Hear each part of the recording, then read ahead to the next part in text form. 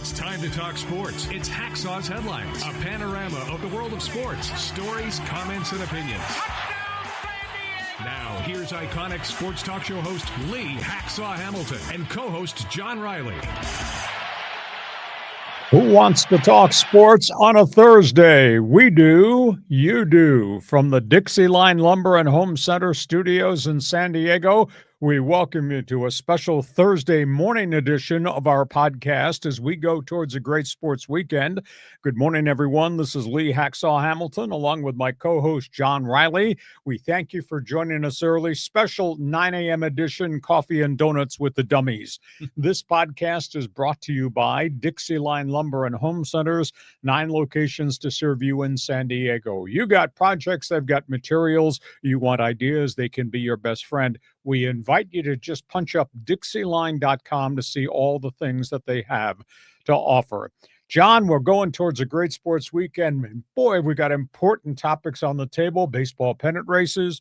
Here comes another weekend number 2 of the NFL. We got college football to talk about. Got some controversy in some of the other sports. Nice to see you up and early. This bright and early. Yeah, early. You know, we got some travel plans this afternoon. So thanks to the audience for joining us. And I'm happy to talk about sports this morning. And there's a lot going on in the world of sports. And this is going to be a fun run. Just a reminder, when we're done with topics on the table this morning, we'll save a couple donuts for you.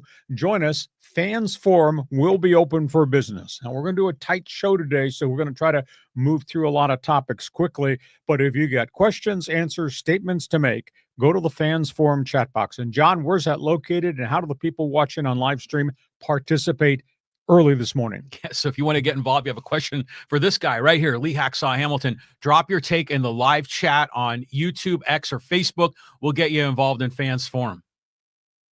And if you have a critique of the guy with his opinions from left field, you can also join us, too, in the Fans Forum chat box. You like sports? Please check my website, leehacksawhamilton.com. I write on it every day. It's there first thing in the morning. Enormous amount of information you won't get anywhere else. Want you to share. Tell everybody what we do Mondays and Thursdays at 1:30, our normal starting time. Want you to subscribe to the podcast. When you subscribe, you will get the alerts every time we put new videos up, and we do that a lot during the course of the week on the YouTube channel. So share and subscribe. Join me on social media so you can participate in Hacksaw's mini polls. You can get through to me on Twitter, on X, on social media. Just type in the name Lee Hacksaw Hamilton, hit the follow button, and you can really help us grow this podcast, which has just exploded. Give us a thumbs up, follow us, give us a 5-star rating, helps us a great deal. Coffee and donuts with the Dummies. Yeah, I think that pretty much summarizes everything. Well, did you like doing the morning show when you were on the radio? It was really different. Yeah, I'd done afternoon drive and early evening drive my entire career, and then 1090 asked me to go to mornings, so I did it by myself, and they wanted to pair me with a second host, and did it for about a year and a half. I enjoyed it. I'm an early morning guy. I like to see the sunrise come up. It curtailed my nighttime activities, yes, for certain. And I get to the end of the weekend, I'm wiped out, because I was getting up at 4 a.m. because I had to be there by 5, and we hit the airways at 6. But nah, it's all about prep, and it's all about information. I was excited doing mornings because I knew I was going to present the radio audience with a wide variety of things they had not heard of overnight, were not paying attention to. It's kind of like this podcast. Yeah. It's all good in the neighborhood. I agree. Okay, we're going a lot of different directions. John, I'm not going to say it's the most important time of the baseball season, but damn, this is an important final 2 weeks of the baseball season, isn't it? It is, and there's a lot of really good teams that seem to be struggling in a weird way. Yeah, here's the headline. I mean, we know there are some really elite baseball teams out there. We think there's a bunch of teams that have really got problems. Let's start, first of all, with the Padres. The Padres are sitting there at 5-11 over their last 16. The Padres' grasp on hoping to finish in first place is really taking a hit in the last week. They're now 3 games back of the Dodgers, who also hold the tiebreaker over them. The bigger issue with the Padres right now, burnout. Manny Machado is having just a miserable couple of months. We've never, ever seen this before. and I think it's more burnout than it is anything else. Manny is hitting 193 since August 1st. Manny is hitting 189 with runners in scoring position. Manny has 3 home runs last 37 games. This comes on the heels of a long drought with Fernando Tatis, although Tatis has started to come around and hit. And then you complicate it, Luis Arraez is hitting 278, which is like 30 points below what Luis Arraez normally is. And the Padres are just scuffling and to find some consistency, who should bat where and who's in the lineup, who's out of the lineup, even though they seem to have a wealth of talent now with bats. And then you add in the uncertainty to Yu Darvish, Dylan Cease, Randy Vasquez. This team has got some issues. And I'm a little bit concerned about burnout in the bullpen, too, because now we have seen some bad outings in the last week from guys that were so trustworthy for the entire summer. So this is a Padre team right now that is just not a complete factor. Now, here come the 104-loss Colorado Rockies. Padres can mop them up, I think. But then the Padres have to go cross-country, and they have to go play the New York Mets, who are in their own desperate situation. So the Padres have got an issue. The Dodgers don't have an issue right now. Dodgers are playing good baseball. The Dodgers are beating up on the bad teams. And the Dodgers now are starting to hit again. Here's an intriguing angle, though, to the Dodgers story. And we're going to run through the rest of the teams on the board, but you and I will talk about the Padres and Dodgers first. One conversation held within the confines of Dodger Stadium midweek. Ohtani, closer. Would they do this? They have now confirmed they had one conversation, the hierarchy of the Dodgers, letting him or making him become a one-inning closer once we get to postseason. To me, that's a bit of a reach. It's a bit of a reach because certain preparations go into being a starting pitcher. If you're going to ask him to convert and be a closer, that means he throws in the bullpen, he uses bullets, and he comes in and throws hard for one inning, but then he's not going to pitch for a couple more days. You're disrupting all the regimentation that has made Ohtani spectacular. This is because the Dodger bullpen is in utter disrepair. They got 3 closers on that staff whose ERAs go from 4.21 to 4.78 that they can't trust. Tanner Scott, Michael Kopech, Kirby Yates. They've got some huge issues there, and that's the only glitch in Dodger baseball. One other conversation I've had is Roki Sasaki ready to come back from Oklahoma City, and might he be a one-inning guy? I asked that question because in his last start at Oklahoma City, his final rehab outing, he went 4 innings, gave up 1 hit, no runs, struck out a bunch of batters, and threw 6 100-mile-an-hour pitches. Yeah. They think they got his mechanical flaws solved, and he's healthy. So you got a Padre team that I'm fearful has burned out. You got a Dodger team that's coming back together, but it's yet to solve the closer thing. So, John, talk about the Padre batting order and the Padre starting rotation, and then transfer that to Ohtani closer, ? Go ahead. Last night's game was atrocious. I mean, they play the Reds and they only scored 1 run. I mean, in the bullpen, Adrian Morejon imploded. And like you say, Machado isn't hitting. You said Arraez is 30 points below. He's like 50 points below his regular average. And, granted that bullpen imploded last night, but the problem is the hitting. I mean, you got to score more than 1 run, and so it's just really frustrating. I see like bits and pieces of people saying, oh, yeah, there's still a lot of ball left to play. But, I mean, how many games are left? Like 17, 16? Not a lot of ball left. No. So, we need to be concerned here. Now, Michael King came back, looked pretty good. I was encouraged there. Suarez is still, I'm not sure. It makes me wonder if Mason Miller should be the closer, I mean, but I don't know if Schilt would radically change the roles for those guys because of his loyalty to his guys. So I don't know. The Padres situation, it's like one day I'm confident and the next day I'm asking all kinds of questions. It's very just rocky road. They're in trouble. And it's evident to me they make the playoffs and people are hunting them down from behind. make the playoffs, they're going to play 3 on the road. How's that going to work out? Well, it worked out pretty well a few years ago against the Mets. That was isolated. Well, but still, I mean, they could pull it off. And it was interesting because, Don and Tony on the broadcast are saying how the road team has a better record in that opening series.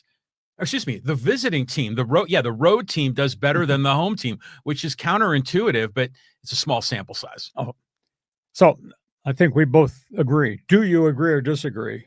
Padres are in trouble right now. I don't care what sales pitch they're trying to sell you on TV or at Petco Park. They're not a complete team right now. Okay, go to the other street corner. What are you doing with Ohtani? How critical is the bullpen mess at Dodger Stadium? Well, yeah, they're supposed to be firemen, right, in the bullpen. So they need to put out the fire in the bullpen. But I'm just thinking, how do you logistically work it so Ohtani can go out to the bullpen and warm up when he's still in the batting order in the 7th and 8th inning? Are you going to have him scrambling, running across the outfield grass in between innings to hustle back to the dugout or to hustle to get out to the bullpen? It just seems like a logistical mess. Yeah, I just don't know how you do it. And just because of the history of Ohtani and elbow problems, you're not going to ask him to throw multiple times in the bullpen. And he can't throw on consecutive days on the mound in a regular game. This thing to me seems a little far-fetched. Well, imagine also if it's like a 1-run game, you bring in Ohtani in the 9th inning, and then the other team scores a run, and you go to extras, and then you have to take Ohtani out of your batting order. So that could create some problems, right? No, he can stay as the DH. But I thought that's only if he was the starting pitcher, not if he's the reliever. No, I believe he can stay as a DH permanently. Oh, okay. So this is a reach, though, just because of the issues warming up, protecting him. Yeah. Does it impact his preparation? Very complicated. But they had a conversation, I was told on Wednesday, about Ohtani-closer, just because of the myriad of problems with everybody starting from Blake Trinan through the guys that are there to the guy that disappeared, Evan Phillips, who's gone for the year. Dodger pitching just what right about now. Bobby Miller? He's given up hits and walking guys. I thought he was looking good. He did early, and he stopped looking good. So he's still at Oklahoma City. Okay, Dodger fans, jump on board. Ohtani, closer, postseason, good idea or bad? Fans Forum chat box is open. Don't spill your coffee trying to get in and punch up. Want to hear what you got to say. Okay, other trouble spots in baseball. Mets are given so much ground, it's unbelievable. They might not make the playoffs, which is stunning because they were red hot. At one point, they had won 11 of 12, and now they've fallen apart again. Do you realize right now, this week, the Mets have 3 rookie pitchers in their starting rotation? Wow. The Mets have no starting pitching aside from the kids that they've force-fed. They brought up from AA and AAA. Mets, some games hit, some games don't hit. The Mets right now are an absolute mess despite their payroll. Yankee baseball. I don't think I've ever seen so many bad performances at Yankee Stadium by the Yankees. And yet Brian Cashman keeps his job and Aaron Boone keeps his job, and they just go on and on and on. I watched a Yankee Tiger game the other night. Detroit, 9 straight batters got on base. Whoa. Wound up being a 9-run inning. Hits, errors, wild pitches, hit batsmen. Boone went through 3 relievers, couldn't get anybody get the ball over the plate without getting killed. Yankees are in just total disarray. If the Yankees don't hit home runs, if there's no Aaron Judge, Giancarlo Stanton contribution, Yankees are dead. Yankees look like they're in big trouble. And, of course, this all started with the Garrett Cole injury during spring training, and they've just never, ever put things together. Next one is Milwaukee. They've had a magnificent season. But, they've been stalled at 89 wins for a week. Suddenly they're not winning. And suddenly Christian Yelich is dinged again. He's had back problems in and out during the course of the season. Jackson Chourio, who is on the DL, has come back and has stopped hitting. And Jacob Mizorowski, the hot young rookie. Oh, yeah. Remember that first 4 starts? Got to the All-Star game based on 4 starts. He's got health issues. His ERA is like 9.00. Really? His last 4 or 5 starts. So suddenly, Milwaukee is not the same team yet. They're still really good, but it's not with Yelich and not with Cheerio, and obviously not with Mizorowski doing what they had done before. Seattle, at the trade deadline, we went crazy. We thought, holy cow, look at what they've done. I mean, they got the big dumper and what Cal Raleigh has done, and they got Julio Rodriguez, and then they made the trade to get the first baseman Naylor, the third baseman Suarez, and we thought, murderer's row. They're not winning. Seattle is 6-15 over the last 3.5 Really? weeks. Yeah. That doesn't make any sense. No, I concur. And so they're skidding. Detroit, they've had spurts where they've been unbelievably dominant, and then they have spurts where they don't win. They've had 2 dry spells. And I went back and looked. We know who the Cy Young Award winner is in the American League. It's Tarek Skubal. Oh, yeah. I dare you to find me another pitcher in that rotation right now that you would trust in postseason. It's not Jack Flaherty. He's like 7-13. It's not Reese Olson. He's gone for the year. Detroit all of a sudden has no pitching aside from Skubal. So all of a sudden Detroit, despite being where they are in the standings, Detroit's in trouble too. Cubs. It's hard to believe that they've played so well for so long, but they're really nicked up. Their starting pitching's got some problems. Imanaga has not the pitcher that he was the first half of the season. Matt Boyd, who had a great first half, has almost virtually disappeared. Now Kyle Tucker's hurt again. He's gone on the disabled list. They're not hitting. They're 26th in runs scored in Chicago right now. Whoa. I mean, so they've really tapered off, and they've had themselves a good season, but what are they doing postseason? Houston, injury after injury after injury. I don't know how they're hanging in the race. Houston is 25th in runs scored. They're not doing well. And Toronto has really cooled off. The Blue Jays at one point were just raging hot. Suddenly, their bullpen has just kind of gone away from them. And Vlad Guerrero stopped hitting. And Bo Bichette just wound up on the disabled list with a knee injury. So we got some pretty good teams that had chunks of time, John, that were pretty good. All of a sudden, they're not so good. And we only got 2 weeks left in the season. Go ahead. You want to talk about some of these teams? Well, while you were going through that, I was looking at my phone and looking at the list of all the other teams that are kind of in the hunt. And if you look at the wild card standings, the Reds are only 2 games behind a wild card spot. The Giants are 2 games over 500, only 2 behind for a wild card. The Diamondbacks 3.5 back, and the Cardinals 4.5 back. And if you go in the American League, Texas is only 1.5 back, Cleveland 3.5, KC 4. So I wonder if one of those teams is going to surprise us and kind of sneak in. Well, the Mets have got the thing jammed in reverse gear. They're the one that might back out of this wild card race, and that opens the door for either Cincinnati or San Francisco.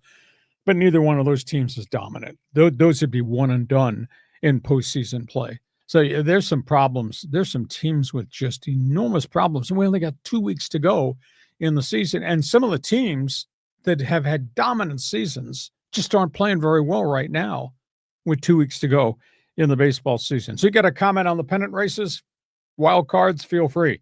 Jump on board. Wouldn't it be amazing if neither the Yankees or Mets did anything in postseason? Holy cow. Yeah, it could happen. Suicide watch. Yeah, for sure. Okay, we go from that. MLB Notebook, couple other tidbits here. Yeah. We got some, excuse me, I'm on the wrong slide here. We got hot spots around MLB. This is an interesting story. Red Sox have really had a strong season with a very young group of players. They got an old guy that's having a historical season for his career. Aroldis Chapman. I don't know if baseballs follow this at all. Aroldis Chapman just come through a stretch out of the bullpen. He's thrown 14 no-hit innings in a row. I mean, he's pitched really, really well. He's given up 1 run in 37 innings. Aroldis Chapman, like, pushing 40 years of age, still throws 100 miles an hour. He's got 81 strikeouts in 55 innings. And we've been spoiled because we've seen really good relief pitching in San Diego. Aroldis Chapman has a 0.98 ERA. And this guy's been around the map. He gives trades, gets released, he signs his free agent. What a year he's had in Boston. This Tampa Bay story just takes another twist and a really bad turn. Wander Franco. has been removed from his home in the Dominican Republic and placed in a mental health center. Oh, my God.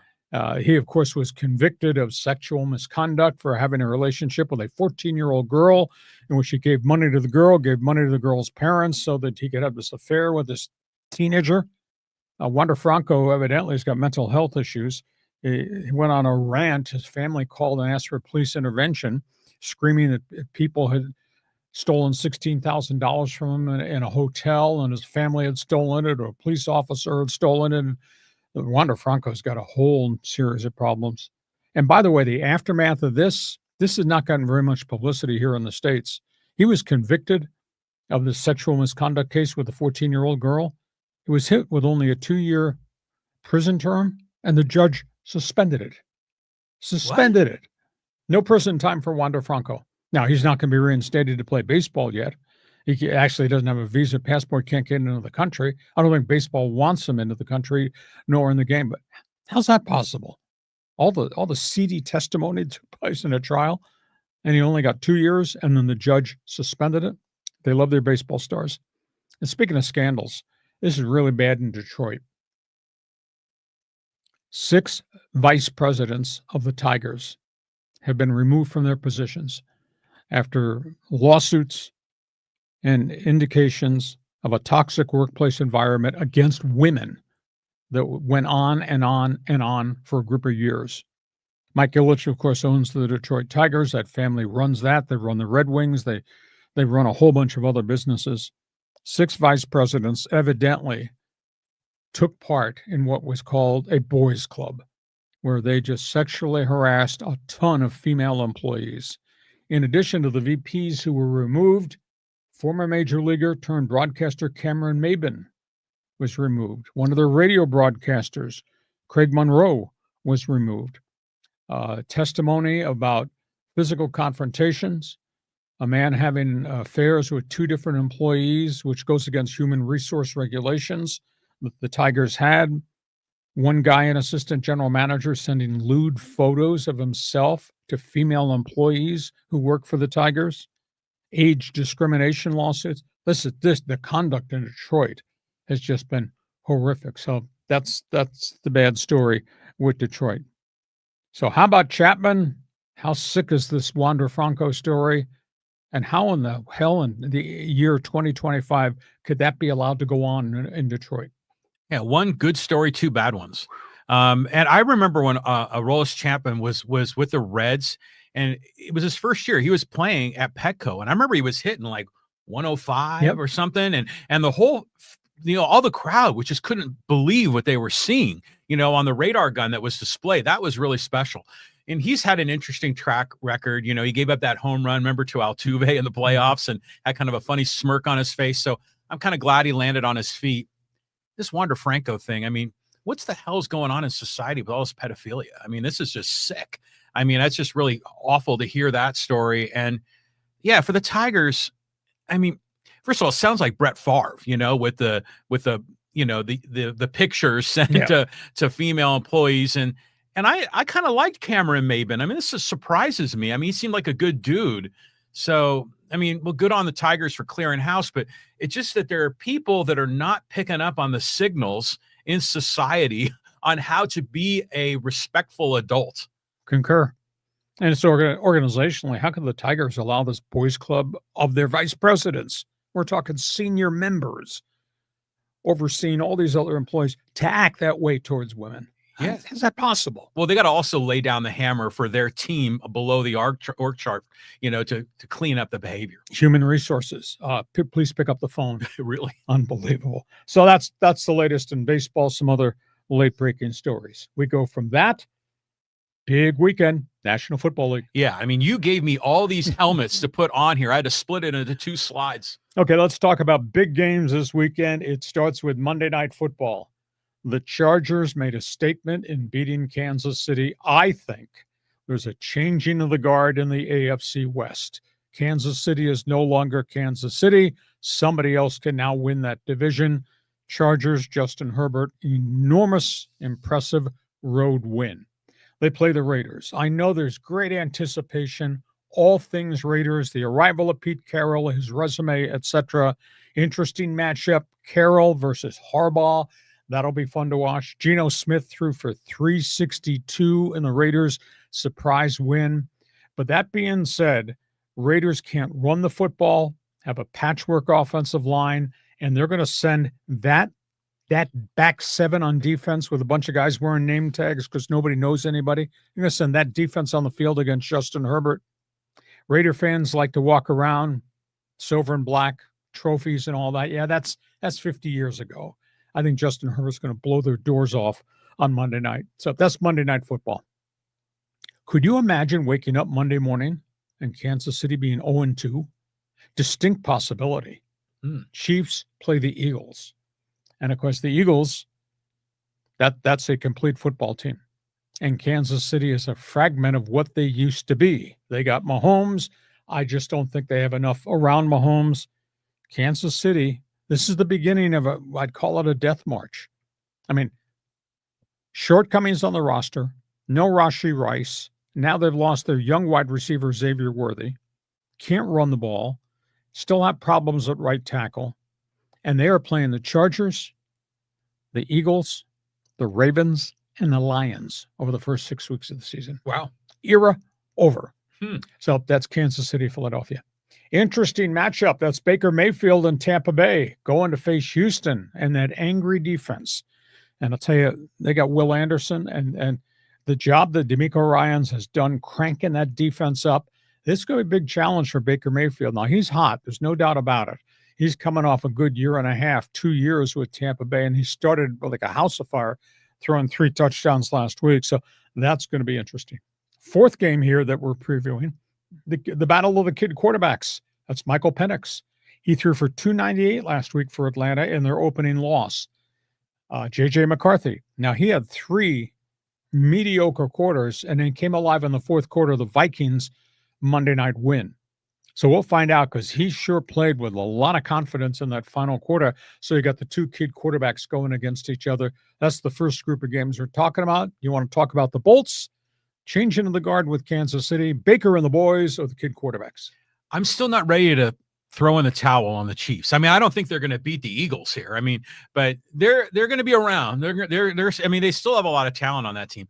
But isn't it interesting now the Chargers get 2 national broadcasts in the first 2 weeks? I just remember growing up as a kid that, the 49ers were rarely ever on Monday Night Football in the late 70s. And so it was such a special opportunity to have that national broadcast. And now the Chargers get 2 of them in the first 2 weeks.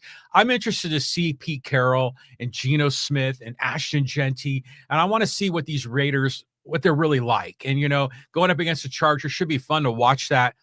Bucks and Texans, not really paying attention to that, but the young quarterbacks in that Falcons-Vikings game is going to be a lot of fun. I concur. Okay, that's the first set of games. You got an opinion on anything I said? Anything he didn't want to talk about? Feel free. Fans Forum chat box is open. Let's go to the second wave of games. Yeah, look at that. The Commanders and Packers. Yeah, now this is Thursday Night Football. Washington, Jaden Daniels taking that sucker to Green Bay and the face Lambeau, Jordan Love, Micah Parsons, and a fierce pass rush. And to complicate it, the report as of this hour is that Jaden Daniels has a wrist injury and is going to try to play through it.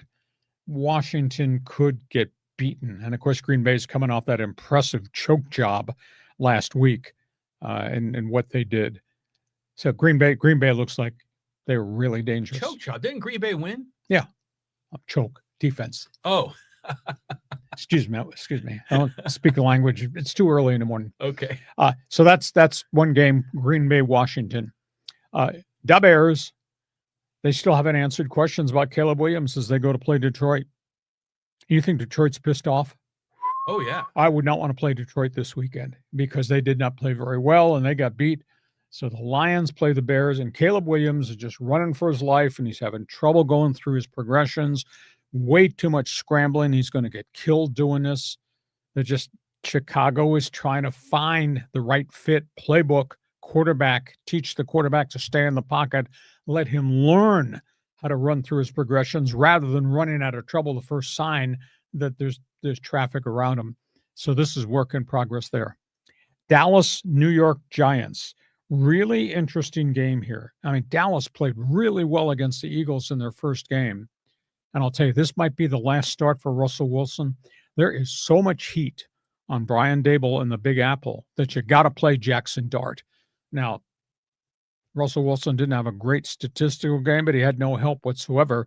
But they played really, really poorly. Wilson might not survive this week. And if this is the real Dallas Cowboys team that played with great energy and Dak was going down the field and they unveiled this new running back committee that they have, Dallas could stomp the New York Giants. And then the last marquee game is Seattle-Pittsburgh. Aaron Rodgers threw 4 touchdown passes. Now, he doesn't look to be the same quarterback. And now we find out this morning he's got a back problem too, but he's playing through it. But his mobility in the pocket seems to be very limited. That being said, though, he's got guys who get open. He threw 4 touchdown passes last week. And Seattle's coming off a really miserable performance. Seahawk fan in the Northwest, not happy at all. Sam Darnold threw for only 150. So, and this game is in Pittsburgh. Do you think Steeler fan with the Iron City beer in his hands is going to be amped up on Sunday? And so here comes Sam Darnold, Seattle. This is Aaron Rodgers' breakout game before the home fans. So, John, really interesting storylines with that second group of games you put up there. Yeah, those are interesting storylines. I mean, first of all, I would love to be, like a fly on the wall hanging around with Dan Campbell all week leading up into this next game. The mental anguish he's probably going through, getting in front of his players, trying to fire them up. I could just see that. I mean, that would be great, like Hard Knocks content. But yeah, I expect the Lions to come out angry. Caleb will probably struggle, although I want to see him be successful.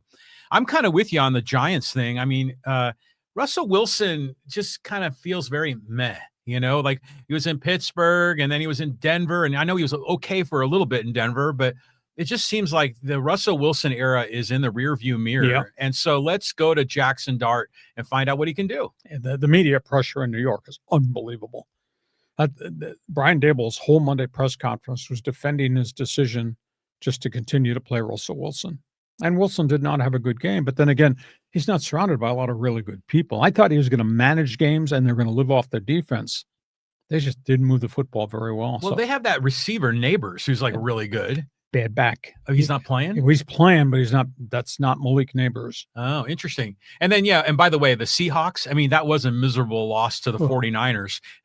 They're really their main rival in the division. And yeah, the Seahawk fans are going to be like Kansas City fans. They're going to be 0-2 pretty quick. I'm really surprised you showed up to do this podcast this morning because I thought you would be in a mental funk. Not that I'm asking you to get up early, but the 49ers have now lost their quarterback and they've lost their tight end. And their kicker. And well, they asked the kicker to leave. But I mean, now you lose Brock Purdy and you don't have George Kittle. Oh, yeah. And they got all the receivers are on injured reserve. I'm surprised you showed up today, wanted to do this. It's funny you say like they asked Moody to leave. It just reminds me of the opening of The Odd Couple where Oscar Madison was asked to leave. He missed 16 field goals in 2.5 years. Oh, I know. And he's got a big, powerful leg and he can be amazing sometimes, but then just so awful other times. He kicks it and just never knows where it's going. And he'll be doing his podcast next week because he's not going to get signed. So that's the latest all things NFL. You got an opinion? Fans Forum chat box is open. Anybody else out there having coffee and donuts with the dummies? Join us in the Fans Forum chat box. Last group of topics on the table before we get to halftime, NFL Notebook. If you didn't like what I talked about in baseball, you're not going to like what we're going to talk about in football. Yeah, look at these 4 guys right here, starting with Tyreek Hill. He's in big trouble. He's in big trouble in Miami. He's in big trouble with the National Football League. He has a history of problems with women that he's involved with, baby mamas. He's been sued for divorce by his ex-wife. His ex-wife just alleged in the latest lawsuit 8 incidents of domestic abuse in the last 1.5 years. This is a guy who's got all the stuff stapled to his resume going back to when he played college football at North Alabama. Now the NFL has entered into the conversation. I've read some of the documentation about he strangled me when I was 8 months pregnant. He punched me in the mouth, etc. It's bad. Guy's a bad dude, bad citizen. I bet he doesn't finish the season in Miami because I think the NFL is going to put him on the commissioner's exempt list and he's going to take him out. And that'll just be another domino that falls because Miami is about to implode. It's really going to be bad. That's a terrible story. Travis Kelce said, blame me. The start of the Charger game, first possession, I think it was the second play of the game. Travis Kelce ran a crossing route, ran right into his young wide receiver. Young wide receiver, Xavier Worthy, suffered a fractured shoulder. It was an illegal play. It was a pick play. Kelce ran the wrong depth. Worthy wasn't paying attention. Worthy had his head down, ran right into Travis Kelce. Kelce said, blame me. Well, it was an illegal play, but it's too bad because Worthy's a really fine player, and Kelce's a stand-up guy. He said, blame me. Jalen Carter, $57,000 fine for spitting. I didn't think he was going to get suspended, but the NFL kind of broached it differently, saying this is a big suspension. But, he was forced to miss that first game, and he lost a game check in addition to the $57,000 suspension. That is a suspension. Now the NFL has announced this is the birthmark level. You create an incident like this, that same thing is going to happen to you. You're going to lose a game check, and you're going to fine $57,000. So, the NFL is trying to put a lid on all this unsportsmanlike stuff. This will be called the Jalen Carter rule. And the last one is Micah Parsons. I don't know if you saw any video of last weekend. He played like a man shot out of a cannon. They couldn't block him. Anyhow, I found out yesterday that Dallas had 4 trade offers for Micah Parsons. Kansas City was one. Baltimore was another. Obviously, Green Bay wound up with him. Philadelphia tried to make a deal. The Eagles at the last minute called Jerry Jones and offered the Cowboys 2 number ones, a third, a fifth, and 1 other defensive line starters. Wow. They made a 5-for-1 transaction. And Jerry said, no, I am not dealing with a person in my own division. He could have gotten a better deal in Philadelphia because he would have gotten 1 of their young defensive starters. I was told it was Jordan Davis, the big defensive tackle. That would have been a hell of a deal for probably both teams. And Jerry said, no, I'm not dealing with him. So those are the latest stories. Tyreek Hill, that's one bad citizen. Might be a great football player, but that's one bad citizen. Do you remember when he was with the Chiefs? The guy was faster than lightning. Yes. No one could defend him. And I guess they moved on him because of salary cap implications. But I wonder if the Chiefs kind of knew. Well, he had problems in Kansas City, and because that was a spillover of what happened at North Alabama. Okay, I wasn't familiar with the North Alabama side of it, but yeah, really disappointing. We've reported on Tyreek Hill multiple times over the last few years. Yeah, Travis Kelce, he's distracted. He's got other things going on in his life. Jalen Carter, why the hell is Dak Prescott not getting or suspended too? Because he spit first. Didn't Prescott start the whole thing? He spit on the ground. But what the NFL has said is that Jalen Carter intentionally walked across the line of scrimmage and stood there as the Cowboys were going to try to huddle. Yeah, he did do that. He kind of triggered it. And Prescott said, get away. And then he spit on the ground. He didn't spit at Carter, according to the league. But then Carter obviously spit on him. Well, did you saw Prescott out on the sideline with his teammates, and they were laughing about it. How Jalen Carter got ousted. So I don't know. It just seems like it's always the second guy that gets in trouble, and the first guy goes scot-free. To these guys in the NFL, some of these guys in the NFL, I know it's hard. Show some class. Yeah, really. Yeah, I agree. And then, by the way, on the Micah Parsons thing, I think that's really dumb of Jerry Jones and, frankly, owners in sports all across the pro football, baseball, basketball. Yeah, definitely. If another team in your division is going to give you 5-for-1 with 2 number ones and a 3, it's like a brain drain. Or like an athlete drain. If you can take that away, from the Philadelphia Eagles, that's an advantage for the Cowboys. So I would definitely trade in my division if I could, rape and pillage my competitor. Okay. Somebody got an opinion on Tyreek Hill? That's a hot button comment. I don't know if there's any Miami fans that follow us, but that thing's about to detonate. That is really bad down there in South Florida. That's the first half of Coffee and Donuts with the Dummies, this special Thursday morning podcast. We're at halftime. Podcast brought to you by Dixieline Lumber and Home Centers, 9 locations to serve you in San Diego. Doors and windows, renovation, kitchen, bathrooms, doing stuff on the patio, out by the swimming pool. You name it, they do it all. John, they check off all the boxes at Dixieline, don't they? Yeah, all the boxes. And, by the way, I'm going to pull up one of their videos just so we can show our friends, some of the great things that Dixieline Lumber does. And, here's some of their door and window replacement. But think about this. Okay, it's September 11th, which is a special day in America, but Christmas ain't too far away. It's like three months away, Christmas. Oh, my God. And so a lot of families, what they do is they have company coming over for the holidays, and they want to spruce up that kitchen. They want to remodel that bathroom before, their cousin comes over and starts giving them a hard time about the old tile. So this is your chance. If you want to do a quick remodel, maybe you want to paint a room, or kind of redecorate a little bit, or you want to go full bore and say, I want new cabinets, new countertops for my kitchen. Go talk to our friends at Dixieline Lumber. They'll set you up. They have 8 retail home centers in San Diego County, plus the design studio in Solana Beach. They can get you dialed in and hopefully ready before Christmas. So that's what we should do. Go to the wife and say, Christmas present in advance. How would you like a new kitchen? Vis-a-vis Dixieline. Yeah, you might score a few points. Dixieline Lumber. Hey, listen, we're at halftime. This podcast brought to you by Dixieline Lumber, 9 locations to serve you. Check the website, dixieline.com, to see all the things they have to offer. Couple of program notes. When we're done, we open it up to you. We're going to save you some coffee and donuts. Fans Forum chat box will be available for all the new people on our live stream. John, how do they jump on? Yeah, you can jump on if you have a question or comment. Just drop your hot take in the live chat on YouTube, X, and Facebook. I see a lot of our good old friends here. Angel and Casey and Steve and who else is in this list? I see Edgar. Looks like a new guy there. Edgar. Nice to see you, Edgar. I see Bob. I think it's another new name. Our good friend XX Revolution. But, make a hot take that don't suck, right? How's that go, Jim Rome? Have a take, don't suck. And this is your chance to get involved. Okay, so that's Fans Forum coming up when we're done. You like sports? When we're done with this morning podcast, go check my website. I want you to sample all the stuff that I write every day. It's posted on the website first thing every morning. You won't believe the amount of information I deliver to you.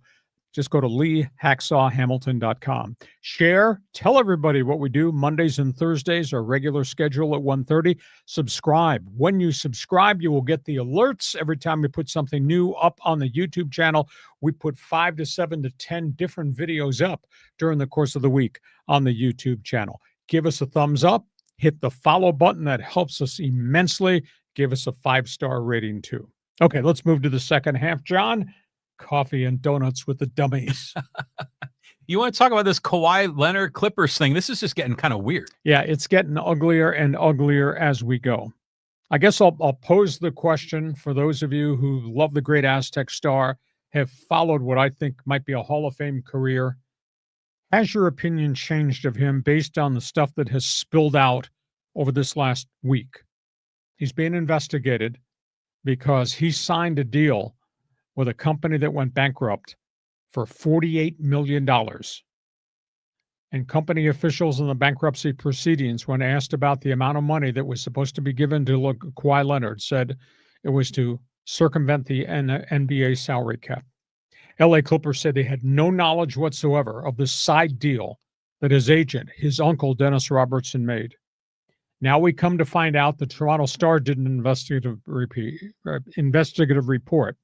The Kawhi Leonard's uncle, his agent, asked for similar stuff from the Toronto Raptors, including 3 guaranteed endorsement deals on the side that would be side contracts separate from the money he was getting from the Raptors, in addition to ownership, stock ownership in the Raptors or the Toronto Maple Leafs. Raptors went to the NBA. NBA said, you can't do that. That's a salary cap violation. That was the end of the relationship with Kawhi Leonard. So they go to the LA Clippers. He becomes a star there. Contract comes up for extension. And his agent hyphen uncle is asking for all these sidebar things there too. Houses, jet plane trips, vacations, all outside the clauses of his contract. Clippers said, we're not doing that. We can't do that. Now we find out this sidebar deal with this company that went bankrupt wound up being a $48 million transaction. So I'll just ask the question, does your opinion of Kawhi Leonard now change? NBA Commissioner Adam Silver, bombarded yesterday with questions at a press conference, said we are not going to rush to judgment. No, I agree with you on that. You do due diligence. But I don't want to hear about a cover-up, because when you had it happen in Toronto to the magnitude it did, and it's happened again in L.A., what does it say about the player? What does it say about Uncle Dennis Robertson? Does the word sleaze factor or greed come into this conversation? John, do you look at Kawhi differently now based on what just has been reported? No, not at all. Not at all. I mean, it doesn't hurt to ask, right? And in my opinion, Kawhi Leonard is a legend for San Diego State Aztec basketball, potential Hall of Famer in the NBA. But, granted, it is a violation, but I think the violation is more on the ownership for coordinating something outside of the salary cap than the player just asking for ways to, find ways to get more endorsement deals. I'm not so upset with Kawhi. And besides, in the whole scheme of things, this is very minor relative to the infractions that other professional athletes have made in sports. And we were just talking about Tyreek Hill in the NFL. I mean, this is small potatoes compared to that. So I don't know. It's obviously going to be difficult. I don't know. Steve Ballmer, I don't know, is he in trouble as an owner with the NFL? Take away the franchise, take away draft picks. But Kawhi is still my guy. Okay. Everybody's entitled to their opinion, except I'm connecting the dots. And he had to sign off on all this, and he knew. He had to know. Of course he knew. And yet you're willing to forgive him. I don't. And you say it's greed, but the dude is a superstar. He's looking to make his salary, and all of these players, they make way more in endorsements than they do from their salary. And and if there's a way that Ballmer could kind of help him cook up a deal. Ballmer said he was never ever involved in this. Well, but he had ownership in that tree company or something like that. He made an investment in the tree company, and the company went bankrupt. He said he got fleeced by ownership. Yeah, well, I don't know. I know there's so many details I don't really know of, but I don't have a problem with players trying to produce endorsement deals. Like Ohtani is getting a ton of money from New Balance, and so was Kawhi. That's not a bad thing. That's just another deal. But it's not a circumvention of salary cap in baseball. In the NBA, it is. NBA has dealt harshly with teams that have done this. If the Clippers lose 5 first-round draft picks and get fined $500,000. Well, if you take Ballmer at his word that he knew nothing about this, then was it coordinated? Yes, it was coordinated by Kawhi's uncle, agent, and this company. Yeah, but who in the Clippers was involved in the coordination of this? Nobody. I think. Then what's the problem? Because the problem is you can't do side endorsements as part of a contract to circumvent. Well, when Kawhi gets his contract for endorsement deals with New Balance, is that going around the salary cap? No. It's an independent endorsement. So how is this different? Okay, good argument. We'll find out. That's what the NBA is doing their investigation. So actually, Adam Silver was looking at me and saying, "No rush to judgment." Hey, okay. we're not done with we're not. Controversy in basketball. We go from that to this. This is kind of weird. This sports betting, and especially here in the West Coast. This is really bad. The NBA has now begun an investigation into gambling with ex-Detroit Piston guard Malik Beasley.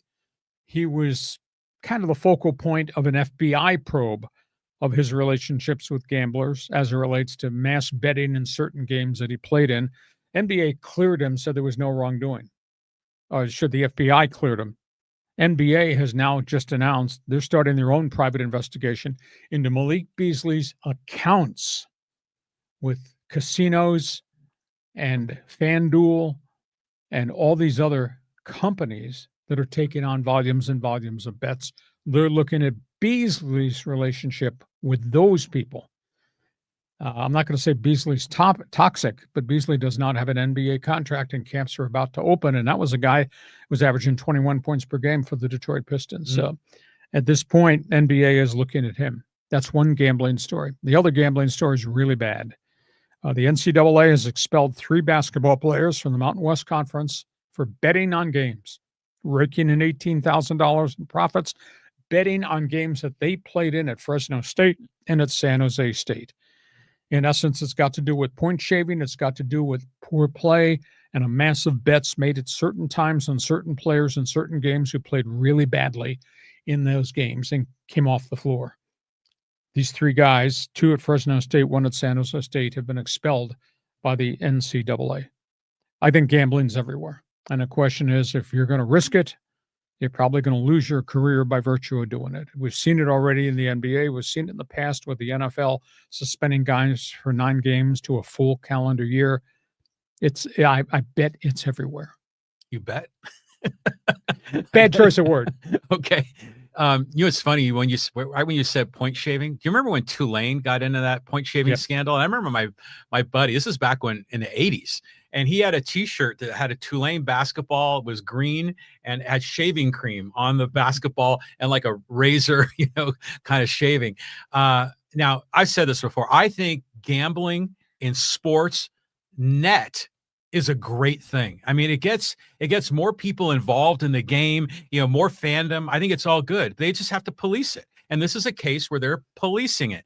They got the relationships with the casinos and they can see the irregular betting activity and they can go after them and shut them down. But, this sort of thing has been going on in sports forever. I mean, remember University of San Francisco had a problem. I mean, there's a number of other cases that we could cite, but as long as this is policed, overall, I think this is okay. It's just some of the carnage that, you get some dummies in here that aren't, managing their life properly. It's out there. I think it's probably everywhere. Okay, that's the latest from gambling, NBA gambling, NCAA. We're not done with all this bad news. I'm sorry that it is the way it is, but we have to talk about, have to report, and this story is not going away.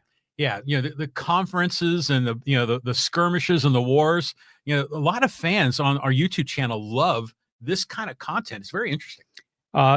Antitrust situation, Pac-12, Mountain West. Lawyers from both sides met with a federal judge yesterday. The Pac-12 is of the opinion the Mountain West Conference is involved in an antitrust violation. This all goes back to the exit fees when the Aztecs, Boise State, the 5 schools decided to go to the Pac-12. They had to pay an exit fee of $18 million per school. Those schools agreed to that. But then the Mountain West tacked on what they called a poaching fee, an additional $10 million poaching fee per school from the Pac-12 if they took these schools. And the Pac-12 says that's an antitrust violation. On top of that now, they're also having a great debate and a lot of issues about the fact the Mountain West is withholding the NCAA units. That's NCAA tournament money and bowl money the schools get. They're keeping that from San Diego State and the other schools that are going to the Pac-12. 5 years worth of NCAA units, San Diego State will not get access to take with them. They earned it. They earned it, and they say that's an antitrust violation too. So they tried to go to mediation, could not find any common ground. This thing is going to trial. So we'll keep an eye on that story. A couple of other notes. Big Ten Conference. Boy, a lot of reaction to NCAA transfer portal. Ryan Day, at his press conference this week, just lost his mind. The Ohio State coach, he just went public and said, I'm dead set against this 10-day transfer portal window in January. He says, it's not fair to the great programs they're getting ready to play in the playoffs. He said, last year I had 9 kids who opted into the transfer portal the week we were preparing to go to the championship game. So Ryan Day is of the opinion that this is being handled wrong again. Speaking of the Big Ten, Danny O'Neal, Aztec former quarterback, went to Wisconsin, had to play because of injury. He's going to start again this weekend. Now, Danny O'Neal in 2 games at Wisconsin, because they lost their starting quarterback, Billy Edwards, with a severe leg injury. Danny O'Neal's 35 for 46, 403 yards, nice. 3 touchdowns. You know where he's going to try to throw touchdown passes this week? Tuscaloosa. Oh, good luck. Wisconsin plays at Alabama. So we'll keep an eye and kind of chart that. One other note. This hasn't got much recognition. This spins back to the Mountain West Conference, spins back to the Pac-12. Guess who's holding inner circle dialogue about leaving their conference and wants to be a basketball member of the Pac-12. St. Mary's. Interesting. St. Mary's Gales have gone to the Pac-12 and talked about, can we have a type of deal that Gonzaga had? They would want to leave the WCC, become another member of the Pac-12, basketball only like Gonzaga. The only difference to me is, as good as Randy Bennett has been and the job he's done there, this doesn't carry any clout in terms of network TV, et cetera. What's the great value to add St. Mary's? St. Mary's would, I would tend to think, if they stayed in the West Coast Conference, would be the elite basketball program once Gonzaga separates itself. Why would St. Mary's go to the Pac-12? Why would the Pac-12 want St. Mary's? Well, there's no other team in the Bay Area in the Pac-12 any longer, right? Right. So that's got to be part of the reason. But I was looking forward to seeing Randy Bennett go up against his old foe, UCSD, Yep. and that's not going to work out, you know? So that's where we are there. That's all things. Can I come on these other stories here? That's right. You're gonna give me your spin on antitrust exemption, be like your spin on capitalism. Go ahead. Well, first of all, for the Pac-12 and the Mountain West, originally when you brought up this story, it was antitrust because they had to pay one amount of money for the exit fee, and then there was another fee on top of that, and it sounded like double dipping. But I think my understanding is these are separate deals. The first one was the exit fee, when the Mountain West teams are going to the Pac-12, but the second one was the scheduling agreement to have Mountain West teams play Oregon State, Washington State during this, 2-3 years. Yes. Yeah. So I think these are separate deals. I think they're separate contracts. So I think they should stand on their own. Don't you think? But Washington State, Oregon State paid $1 million apiece for the scheduling addendum that the Mountain West helped them out with. And then the Mountain West said, a byproduct of this is you can't take any more schools. It's $10 million per school on top of the exit fee. And Pac-12 says, no, you can't impose that after the fact. Yeah, well, everything's negotiable in the world of business. And by the way, I don't believe anything Ryan Day says about the transfer portal, because the transfer portal is only a net win for him. He gets the players. He doesn't give up players, or at least not the ones he doesn't give up great talent. He gives up the guys he doesn't really have a spot for on the team. So I don't know. They need to revise the rule. I like the idea of having a single window of time, but it does make sense that it should be after the championship game. Right. Just kind of like Major League Baseball free agency. I agree with you. Okay. A couple other quick topics. Hockey Hotline's open for business. Yeah. Crosby, has he been dealt? He has not been dealt, but that's a big rumor in the NHL. Came up in the last 24 hours. The Penguins are in a massive rebuild. I mean, the franchise is obviously not what it used to be. Sidney Crosby is headed to the twilight of his career at age 37. And there's a report that Pittsburgh approached Montreal about the potential of a deal for Sir Sidney. Sidney Crosby's got 625 career goals. He's just one of the icons and one of the legends.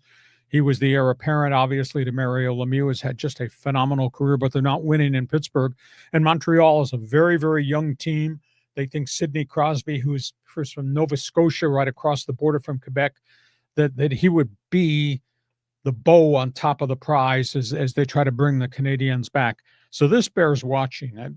Price tag might be a number one pick, but he is 37 years of age, but he can still play. I think he scored 37 goals last season at age 37, which is a remarkable feat. So keep an eye on that potential for a Sidney Crosby trade. And again, NHL camps are just about to open, so he might get traded before this thing begins. Nova Scotia. That's right. Is this similar to when Gretzky came to the Kings, or he was probably a little bit younger? Oh, right? Much younger. Gretzky was strictly a financial thing that Edmonton ownership could not afford to keep him. And it wound up being a mega deal that gave the Oilers a great ton of players and gave the Kings a recognition factor in which they used to win Stanley Cups. It's interesting. I mean, it's kind of like, when Willie Mays went back to the Mets. You get these old guys that finish their career somewhere else, but they get to, be heroes in another city. Yeah. And Crosby's special. And he's from that area, which is that'd really be special. We'll see if this transaction takes place. Last topic on the table. We're corner kicking you a few other items in soccer. Yeah, we got Team USA and Man City. Team USA bounced back. Second friendly this week. Pulverized Japan. And Japan had all their starters. They beat them 2-0. USA had 19 shots on goal. And Fobalagan played, scored a tremendously impressive goal. Team USA just overwhelmed the Japanese side. So they're 1-1 now in friendlies as they start this 9-game trek working towards next year's World Cup. And it's interesting, the media just continues to bombard Christian Pulisic. And Pulisic stood up and said, gentlemen, there's no drama in this room. I get along great with Mauricio Pochettino. This thing is going to come together. And Pochettino's comment in the post-game press conference after the win over Japan was that this works. This combination of the veterans that we gave the summer off, the arrival of all the young kids that I force-fed in the Gold Cup, this works. I think his correct phrase was the process will win. And they did win. I mean, they were very impressive against a pretty good Japanese side. And we're going to wrap up this segment. It's a sleaze factor 0.20. There's a lot of it in this episode. There's a lot of it today. Manchester City, legendary team, under investigation. The tribunal has been completed at Manchester City. 115 violations of the Revenue Share Act, which has to do with money that comes into an organization, how it's distributed to the players. This goes back a number of years, maybe a decade or so. The Manchester City was funneling endorsement money under the table through shell companies to its superstar players in violation of the Revenue Act. They called it a tribunal.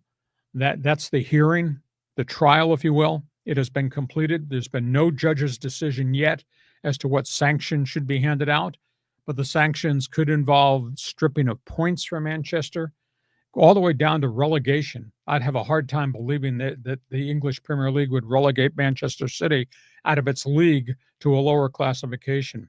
But the tribunal, the trial, has been completed, the 115 violations. So that story bears watching too. Can I take a timeout and go wash my hands? What a day. I know. I mean, you're bringing up the tribunal. I'm thinking in the Nuremberg trials. Yeah. It's brutal. It's funny with Team USA because we get excited, got all these young guys, got the veterans that could come together for World Cup in North America. And then they go on that losing skid and then they come alive in the Gold Cup. Then they lose to South Korea and we're down on them. And then they beat Japan and now we're like, everything's okay. And, we're up and down all the time with this team.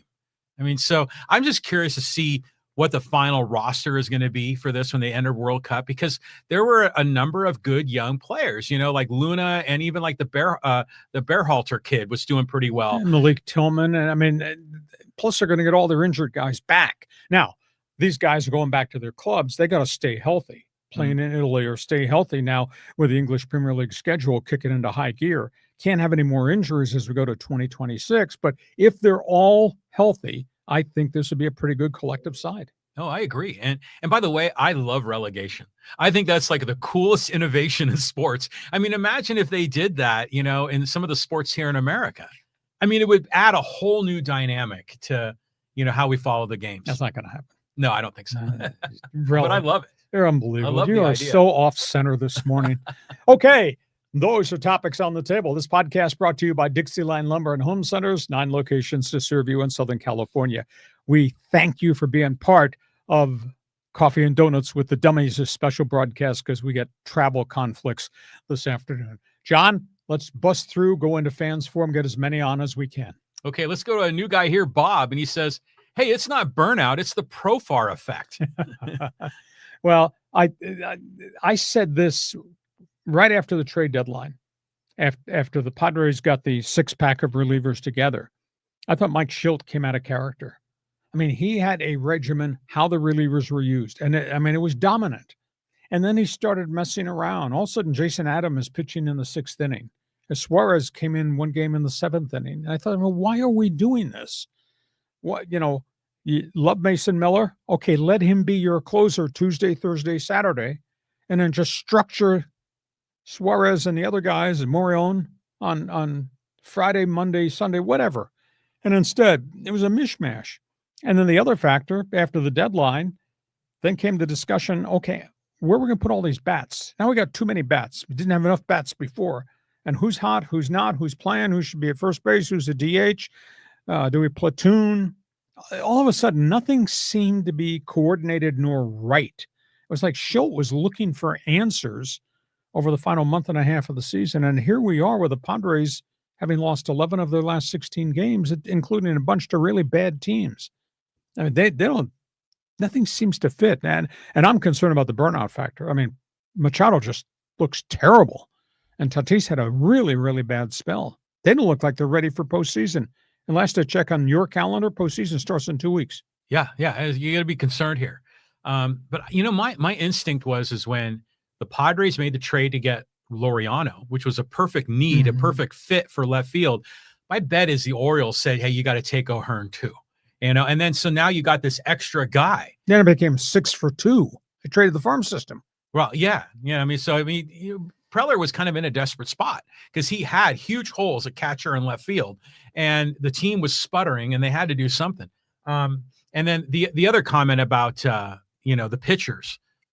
Yeah, in the beginning they said, okay, we got all these tools in the toolbox, all these high leverage guys, and there could be a high leverage moment in the 6th inning. That could happen.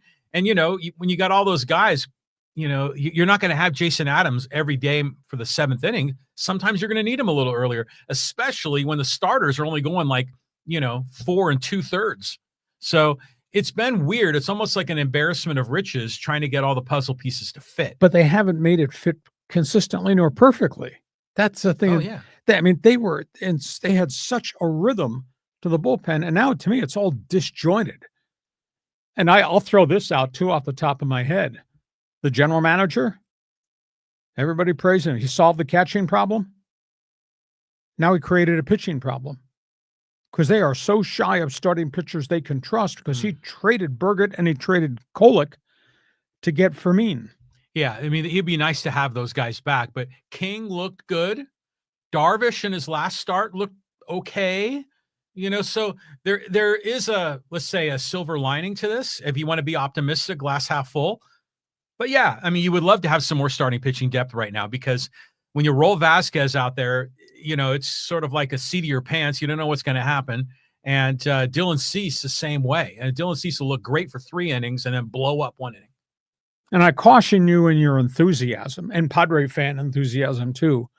You're not going to be playing the Rockies, the Pirates, or the White Sox in postseason the first week of October. Yeah, but you might be playing the Mets, and the Mets aren't doing very well right now either. So you just showed all the teams that are in trouble. It's going to be a wild run to the finish here. And I think the playoffs start in the month of September, don't they? Yes. Like the 28th or something like that. So, yeah, we're getting close. Bob, thanks for joining us. Hope you'll tell all your friends who we are, what we do Mondays and Thursdays at 1:30. Become a regular. Let's move on. Next one. Okay, there's some good morning messages here from Mike. Good morning, gents. Happy to be with you all today.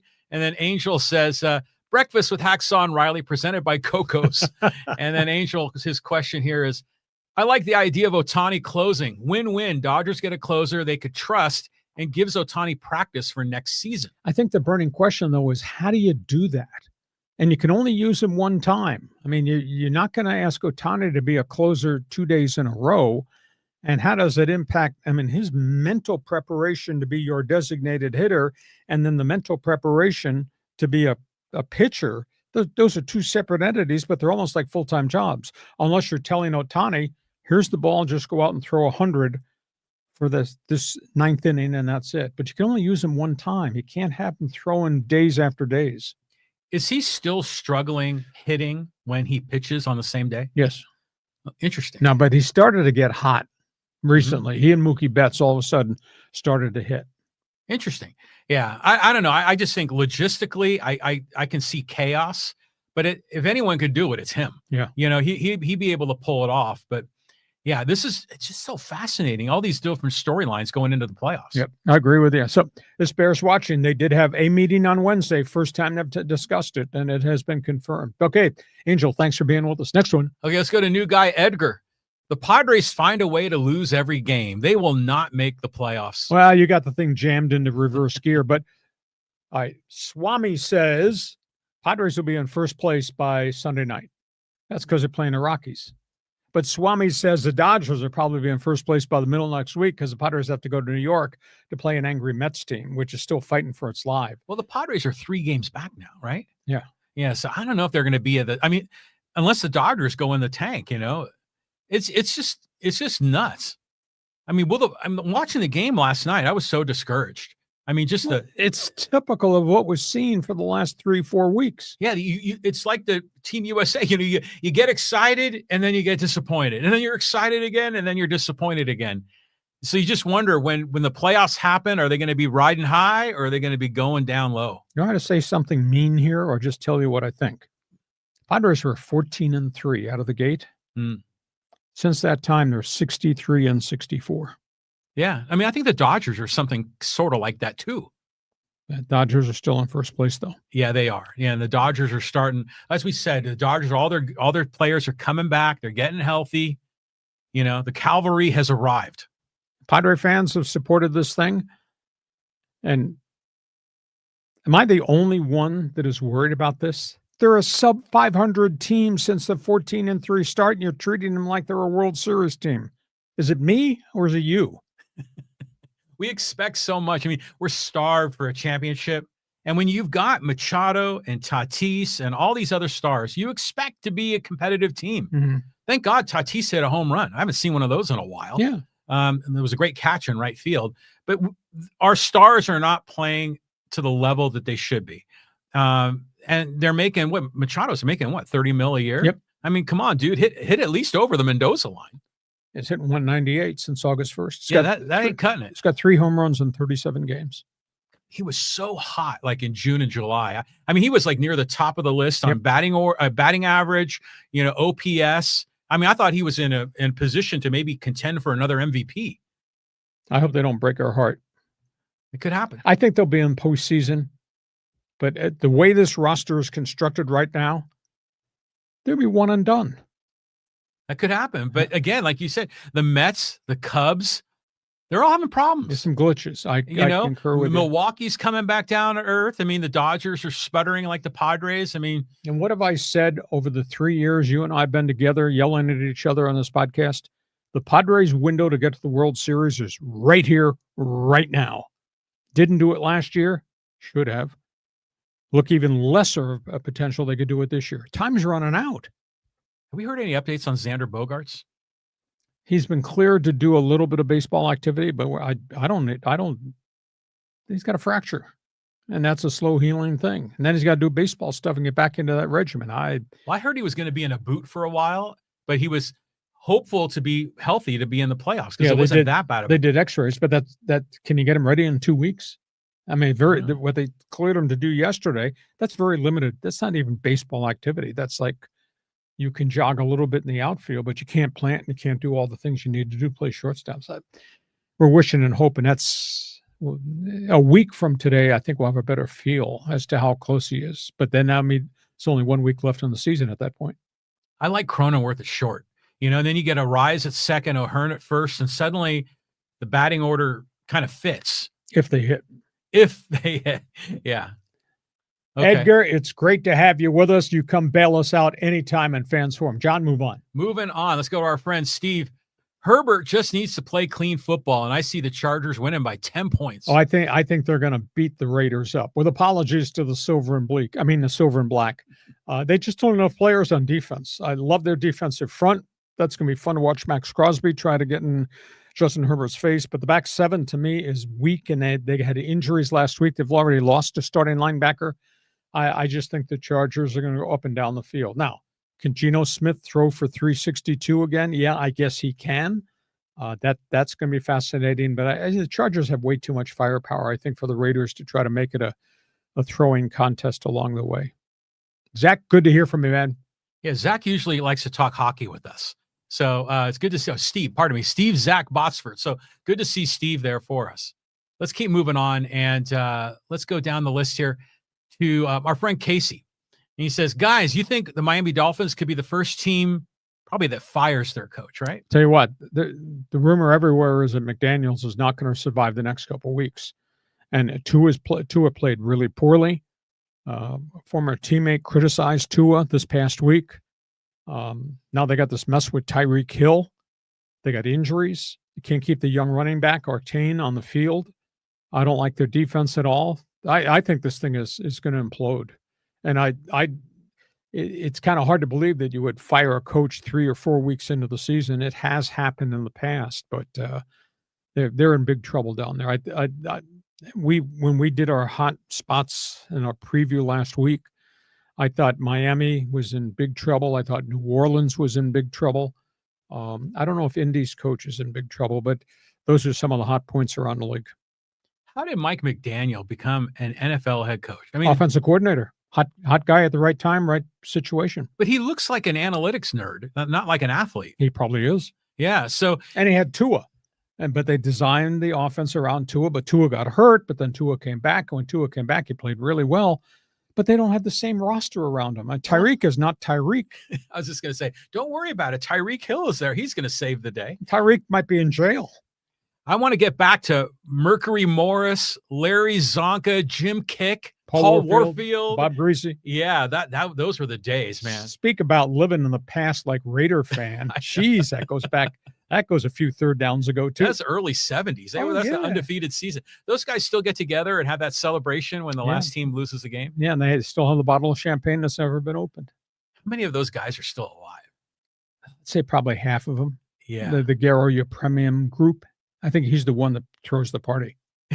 Perfect. He's the guy that, remember that botched field goal with Garo Premium? Running around, throwing his left hand. His helmet was sideways. Yeah. Hey, thanks for joining us, Miami. Casey, you'll be with us anytime. Okay, let's go to our friend Lenny from Vegas. He goes, hey, Chargers are looking better than I thought. Padres look like they have no motivation. Can't wait for my Vegas Golden Knights to start the season. I love you guys. Well, spread the word. Tell everybody who we are Mondays and Thursdays. The Padres look burned out. And I just think that Mike Schultz haven't, I don't know if I'm not going to say he's made mistakes, but he's looking for answers when he had a team that was doing very well. And now he can't get the momentum back. The fact that they played so poorly against so many bad teams recently when they were supposed to make their hay and make the drive to first place, it just absolutely stuns me. And now we're 2 weeks out, and you can't trust 2/3 of the starting rotation. I'd really be worried about that. You know, I'm going to beat you down with all my observations. Yeah, you sound like you're beaten. No, but it's just the emotional roller coaster with the Padres is very. It wears you out. It does wear you out. Now, here's a crazy sidebar question. Oh, coming from you, I understand it. What's your take on all of this problems with the pitch comm?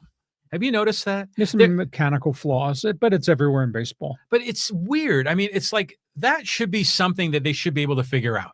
You know, it's a short distance.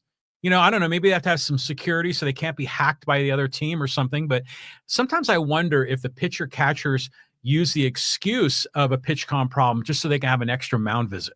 No, pitchers don't want their rhythm disturbed. Pivetta he's so bloody intense. He was angry. Oh, and things don't go right. Mm-hmm. See the steam coming out of his ears.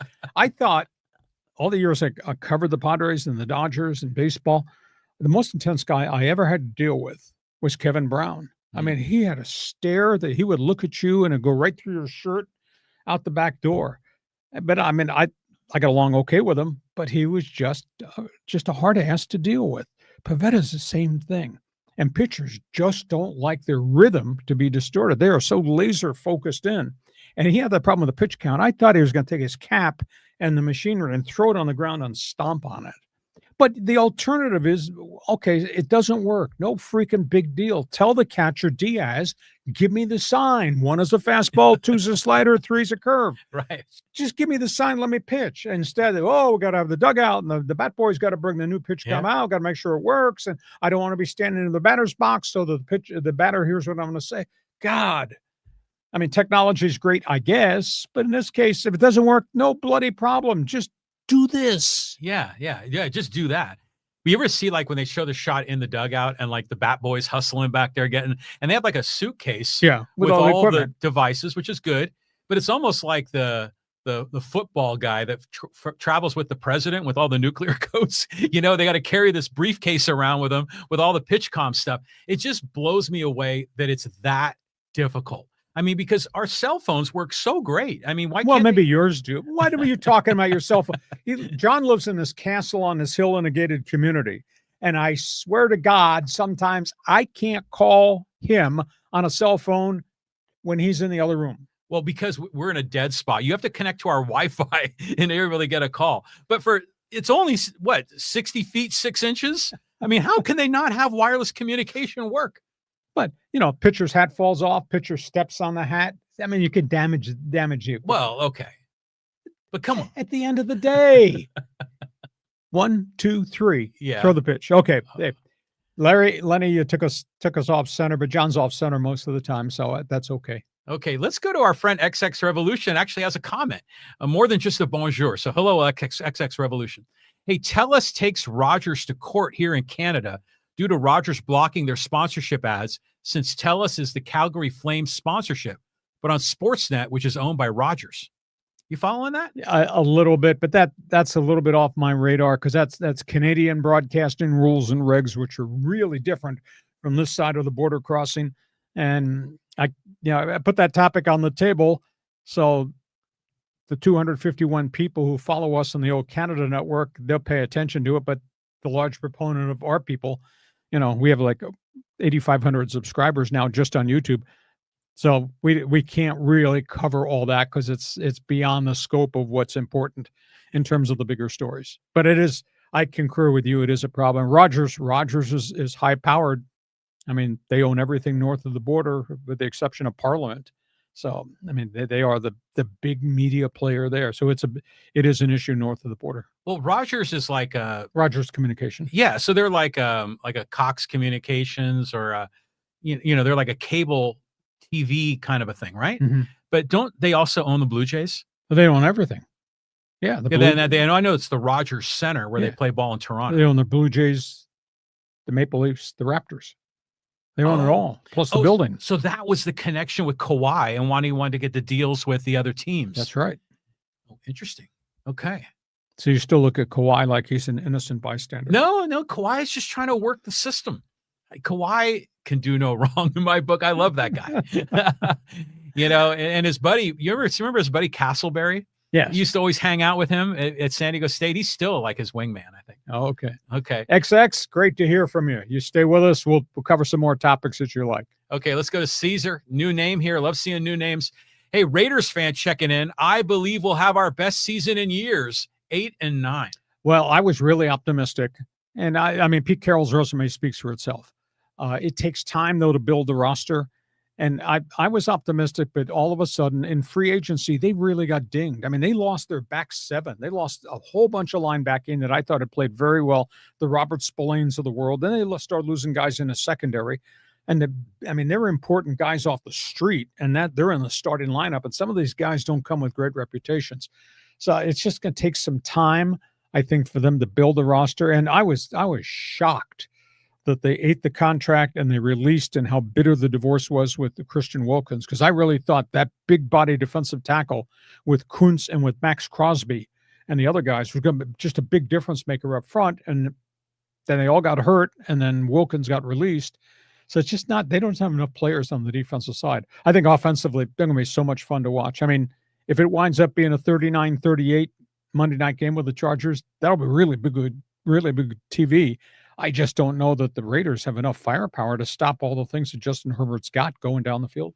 I'm so happy the Raiders are like better, Well, it's one game into the season here. Yeah, but still, they got Pete Carroll, they got Geno Smith, Ashton Genty. There's a lot to be, it's interesting. It's a lot different vibe with the Raiders. So as a Raider fan growing up, I'm excited to see this, but it is kind of funny to see Raider Nation celebrating a season where you're still one game under 500, which is where it may end up, but at least it's progress. Well, the Raiders won in New England, so they're one game over right now. But if they finish 8-9, they'd be one game under. Okay. So I'm of the opinion that on Monday night, I'm rooting for the Raiders. Yeah, I want to see the Raiders have a showing, and the game's in Vegas, isn't it? Yes. All right, here Monday we go. Night Football. Can't wait. Yeah. Well, the sidebar question: do you own a white jumpsuit? He's like Al Davis, back of the closet. Yeah. Well, I loaned it out to Tom Brady. He was wearing it earlier this, during the preseason. Okay. Hey, Raider fans, stay with us. Hope you become a regular. Tell your friends what we're doing on this podcast. John, couple more here. Here's another good friend of ours, Callan. This is a story I haven't heard about. Good afternoon, morning, gents. Did Luis Suarez get enough for his spitting antics against Seattle. He's talking MLS soccer. Oh, this is soccer. Okay. Suarez spit on a Inter Miami player, got a 6-game suspension. Oh, no. Suarez spit on a Seattle Sounder player, got a 6-game suspension without pay. That's pretty harsh. Yeah, I mean, you got to come down on that sort of thing. Yep. I mean, that's like the ultimate insult. I mean, it's the talk about sportsmanship. I mean, that's no a class. Yeah, no class. And a lot of that junk happens a lot. Pro soccer, they've got, you talk about sportsmanship, lack of. I mean, it is everywhere, and it's player to player. Whether that's got to do with spitting on somebody, whether it's got to do with a shot to the groin, whether that's got to do with saying something disparaging, homosexual slurs, and then obviously the fans are involved in that too.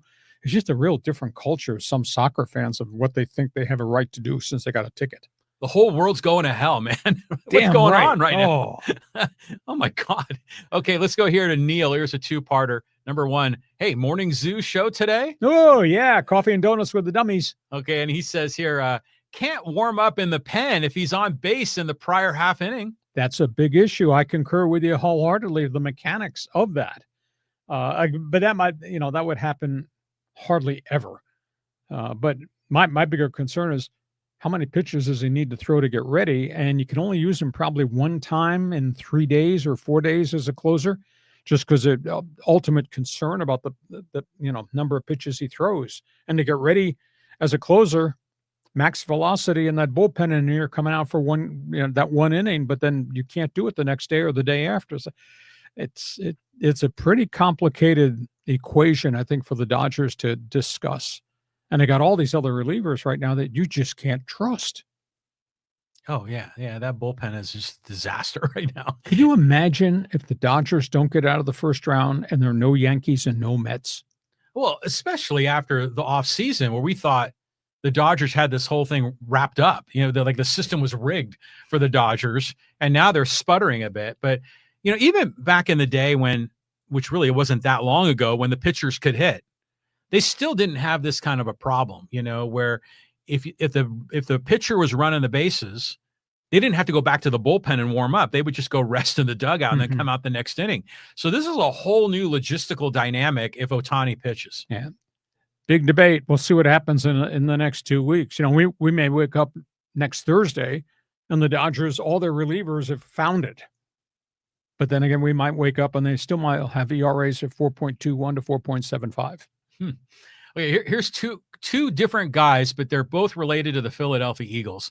Teamer says, hey, fly Eagles fly.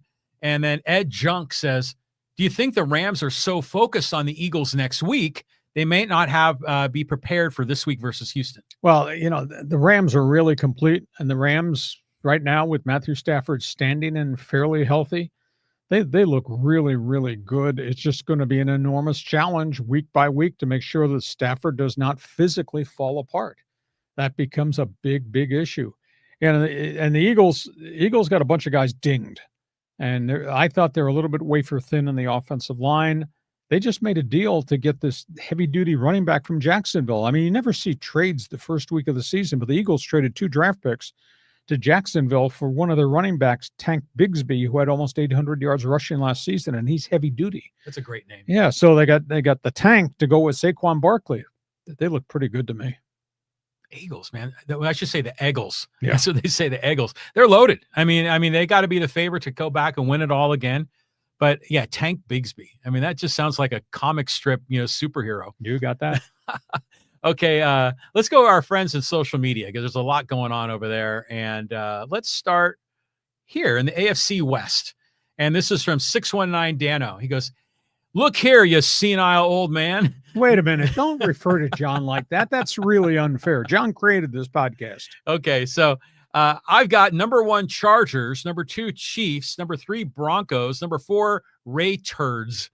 You need to get off that rock pipe, Lee. You still mad about getting fired as a Chargers radio broadcaster? Dono, I wish I had all your facts. That never happened, so I'm not even going to address your stupidity. I think there's a change in the guard. I think Kansas City's roster is different. It's no longer what the Chiefs were. Mahomes is still bleeping brilliant, but he doesn't have the people around him. I was stunned at how poorly they played and some of the things that Spagnuolo did not do defensively. So I just don't think Kansas City is a complete team any longer and not as dangerous. The quarterback is still amazing.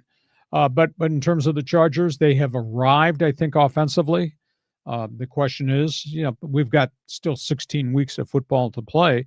There are going to be some teams that are going to run the ball down their throat. Are their defensive tackles going to get better and better? Because there are going to be some tougher teams that they're going to come up against. They're going to pound the football. So there's still questions with the Chargers, but that was a great start. And by the way, don't refer to John as a senile old man. God, bloody insult. He's talking about you. I love the people who get on social media, and we're talking sports, right? And so Dono can't match his intellect with my career and my intellect, so he insults me personally. What do you gain from that? It makes you look like a schmuck. I'm going to do what I'm going to do because I'm good at what I'm doing. Thank you for being with us. Totally disagree with you insulting John Riley, but that's your prerogative. Yeah, look at you deflecting. Okay, so in the world of the NFL, I don't know if I'm biased on this because, we live in the world of Chargers and Raiders and Chiefs and Broncos, but it seems like the AFC West has been one of the more, competitive and entertaining divisions in the history of the NFL. And I might put the NFC East in that camp. There's been times when that's been just a crazy dominant division. Well, that's because Parcells was there, and then you got Dallas and the greatness that Dallas used to be.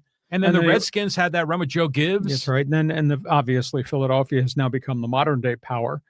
But I don't know that you can say forever and ever that it was just NFC East or AFC West, but that changes. But it seems like a lot of other divisions, there's like one great team and a lot of just sort of blah teams, where those two divisions and now the NFC North, there's a lot of really good teams in there where you could see maybe 2 or even crazy talk 3 wild cards coming out of the division. Yeah, but 3 years ago, you couldn't say that about the NFC North, unless you're just talking about Lombardi and the Packers. Right. But I mean, 3 years ago, Detroit was horrid. It'd been horrid for a long time. Chicago's never had a 4,000-yard passer ever in the history of the NFL, going back to George Halas. So, the NFC North has not been the epitome of greatness. Right. Well, but right now they are.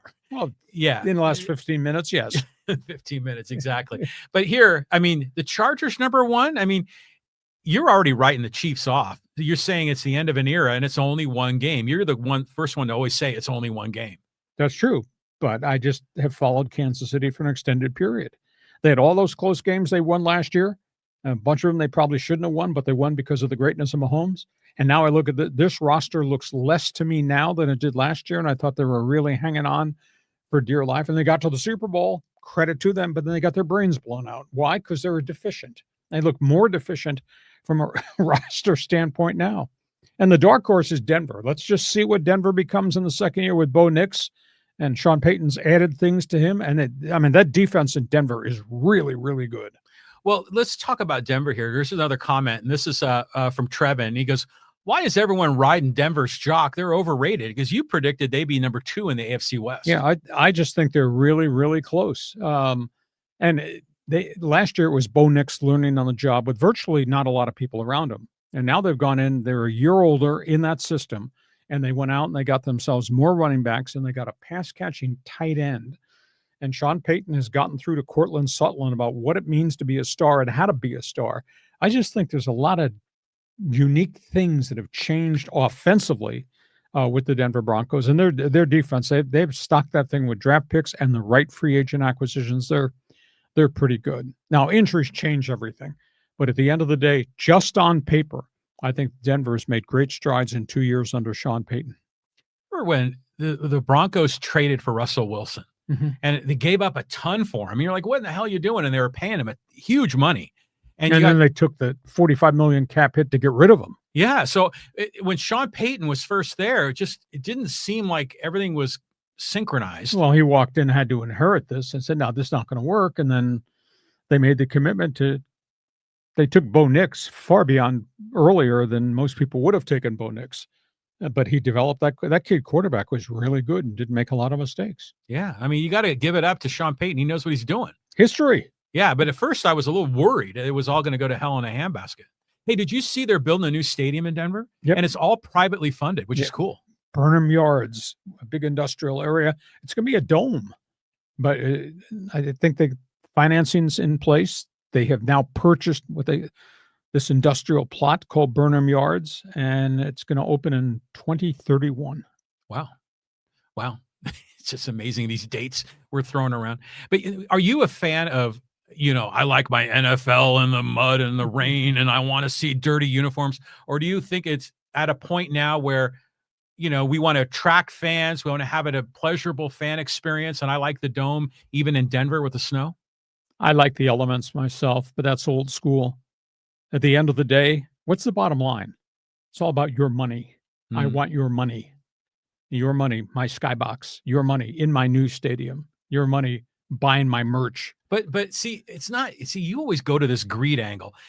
Yeah. You're the economic dude. But the Broncos, what they're doing is say, yeah, we want your money, but in exchange for that, we're going to give you this great football team, and you're going to get this wonderful experience. You're going to have really nice drinks and food, and you're going to bring your family and your business partners, and we're going to make a day for you. Oh, I love the new facilities. So it's win-win. It's win-win. It's not greed. No, but at a cost. Of course. But, the Denver is putting a product out on the field to entertain their fans. So it's win-win. I love to see the new facilities, et cetera. And this is coming from somebody who was a voice of the Chargers and spent 9 hours on the rooftop at RFK Stadium in a blizzard in an open press box doing a Charger-Washington Redskin game. And the whole broadcast team nearly died. We got so sick because we were outdoors in the cold and snow and all that. So I like the new facilities, but I do have a touch of nostalgia for where we were and different places we've been. And we froze our ass off in Pittsburgh and Cincinnati and nearly died on the roof in Cleveland and in Washington. We nearly died, but it was great. Okay, let's keep trucking here. Talk some Dodger ball. This is with Rolo. It says, can you say Tanner Scott poison? Conforto comes up every clutch situation only to choke. So, yeah, I believe it. Well, Scott pitched pretty effectively in Miami, though when he was with the Marlins, he had a history of walking people. Now, he got here, and that did not happen. And I think Ruben Niebla refined his mechanics. I mean, he was lights out, and he started lights out with the Dodgers. But I was always concerned. He was pitching all the time. I was really concerned about overuse, and then he got hurt. Then he came back and he couldn't locate his pitches, and then he was leaving stuff out over the middle, and he's given up 10 home runs in like 45 innings, which is a ridiculous amount for a guy that's supposed to be a closer. So his stuff right now is not what his stuff was, and I don't know whether it's mechanics, location, or whether the injury factors into it, but they paid him a lot, $73 million. They paid him a lot of money to be the guy, and right now he's not the guy, and Kopech is not the guy, and Yates is no longer the guy, and Trinan is trying to stay healthy and could be the guy, but you never know from outing to outing. They've got 5 relievers who are all in trouble right now. And that's why this meeting took place about Ohtani maybe being a closer only in postseason. I hate to wish unwell wishes on Dodgers and Dodger Nation, but for so long, the Dodgers were just so perfect. They had everything going for them.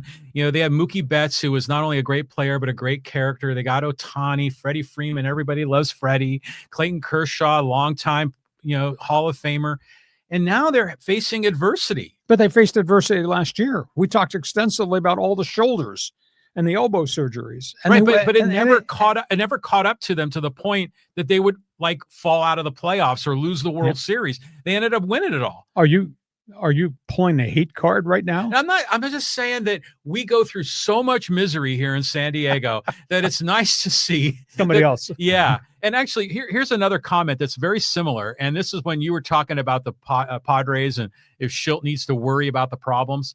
And Nomiel says, these videos always make me feel a little better when the Dodgers stink it up. So if you're a Dodger fan, you see the Padres stinking it up, they don't feel so bad. It's hard to believe that both these teams, and we talked about this, I think, 2 weeks ago, both these teams were playing the misfits on the schedule, and they both screwed it up. I mean, they kept losing to the bad teams in baseball. How is that possible, aside from injury or maybe fatigue? I mean, it is stunning that either one of these teams could have grabbed this National League West by the throat and said, see ya, and won all these games. And instead, the Padres are 5-11, and the Dodgers are like 11-15 over this last 3 to 4 weeks. How's that possible? Well, It happens. I mean, what was it the Phillies like in the 60s had that monumental collapse? Oh, yeah. And then I think it was 1964. They were up by 13 games in the pennant race in August and lost it. yeah. Gene Mauch was the manager. But that was they just had no pitching. They ran out of pitching. I think they had 2 starters left, Jim Bunning and Chris Short, and there was nobody else because everybody had been hurt.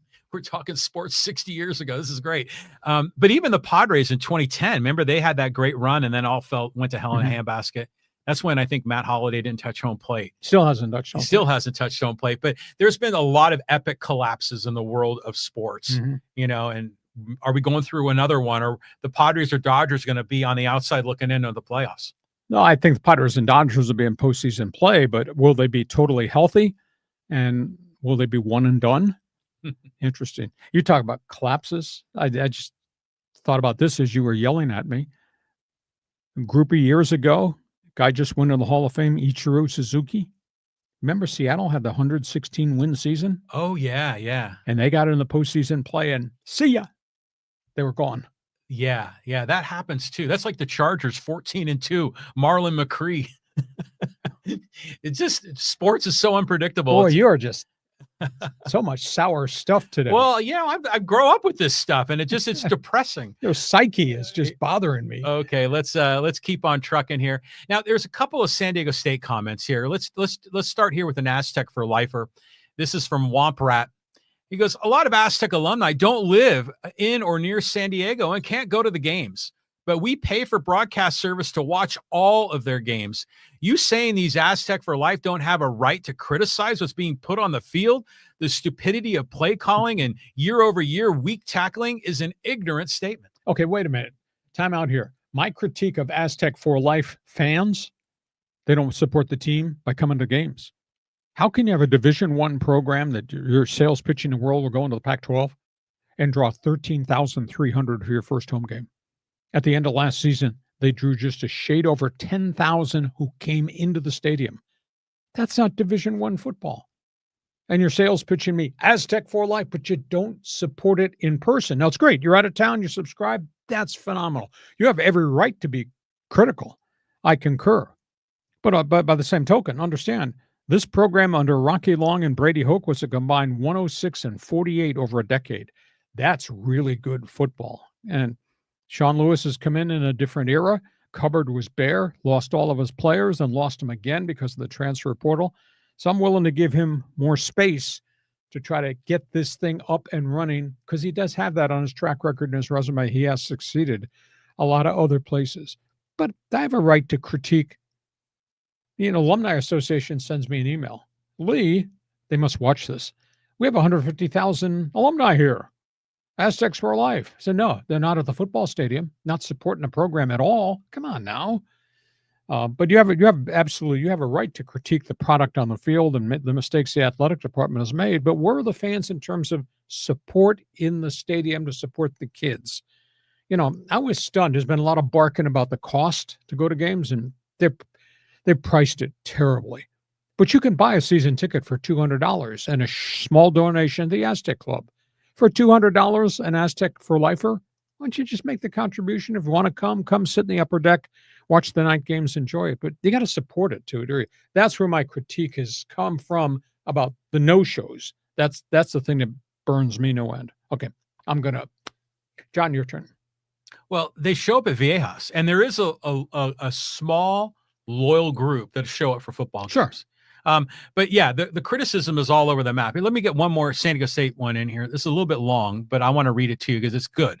And this is from T-Mac, and he says, San Diego State has been tone deaf for a few years. There was a lot of excitement for Sean Lewis, but after such a bad season and ignoring other potential players in favor of developing a freshman quarterback, I lost interest. J.D. Wicker tried to blame the fans for not supporting season tickets. They tack on a big stadium, big stadium or club fee for each ticket. Right. I am already paying a lot for NIL and basketball season tickets because Brian Dutcher is winning in his DNA and has established that in the basketball program, but as Rocky Long was doing in football, or just as Rocky Long was doing in football. It's complex, but at the end of the day, it's your program. Support it.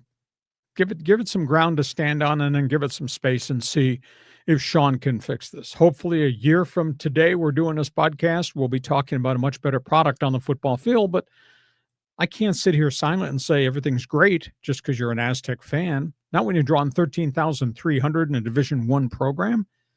It's got the support in the stadium for the kids has to be better. It's a quality institution. I mean, they graduate 92% of their players, which is amazing. It's their APR numbers is just upper echelon and phenomenal. So that's what I think, and I wouldn't be doing honestly good job if I didn't tell you what I thought.